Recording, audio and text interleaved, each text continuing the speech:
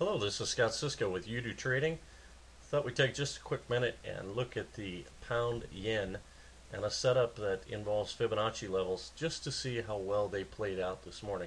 It was really a fantastic set of trades that occurred, and I thought you might benefit from looking at this. We'll start by looking at the daily chart. As we see here, we have a Fibonacci level that's drawn off of the low that we had on May 20th. That low was 126.70. to a high that actually went back a few days prior to that, April 26th, with a high of 145.95. We're going to look at two different plays on this. Specifically, we're going to focus in on what occurred this morning at the 50 back level, the 5.0 level. Let's go down to a 1 hour chart and we'll see a couple of different setups that occurred that I think you can benefit from. Now first, as we were moving through this uptrend, the 382 Fibonacci level got some respect and turned out to be a fantastic trade. I will mention, as my video yesterday was on the dollar yen, I talked about using a 20 pip stop. On the pound yen, because it's much more volatile, my stop will generally be closer to 30 pips, somewhere in that range, but 30 it would be the max for this type of setup. Now what happened here was that as the guppy moved through or passed through the 382 level, it did the typical play where it comes back and actually retests that level.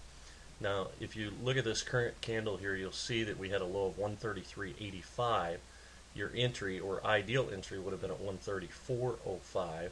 That would have been exactly 20 pips. So with a 30 pip stop you would have been fine as far as what the low was. And how did that trade pay out?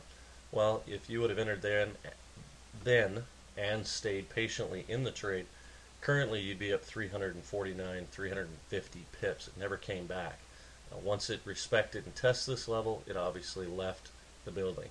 Now this morning we had another interesting situation in that the 50 back was respected, it got tested, broke through, came back and tested once here. That could have been an entry. Now if you look at this candle, our low on this candle, you have to trust me, it's not going to show up in the window there. The low was 136.12.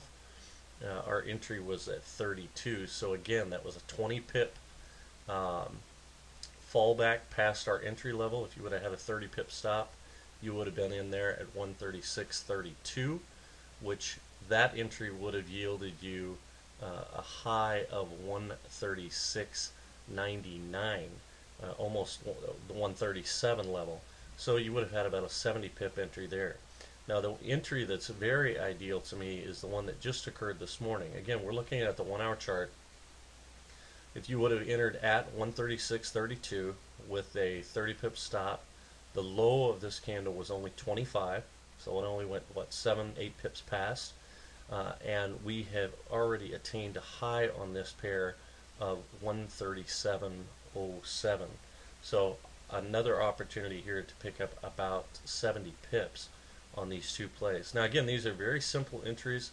It's just based off of fib levels that are based on larger pairs. Once the level has been respected and tested, then you have even more confidence that it's going to play. And that's one of the things that I think should take note too. As we look at this Fibonacci level here, we see that right here that level was respected. It shows that if it got near that 5.0 level, it was going to respond directly to it. It responded to that, so now when we do have a breakthrough of that level, when it comes back to kiss the level, now you have an entry to go long from that point. Hope this is something that benefits you.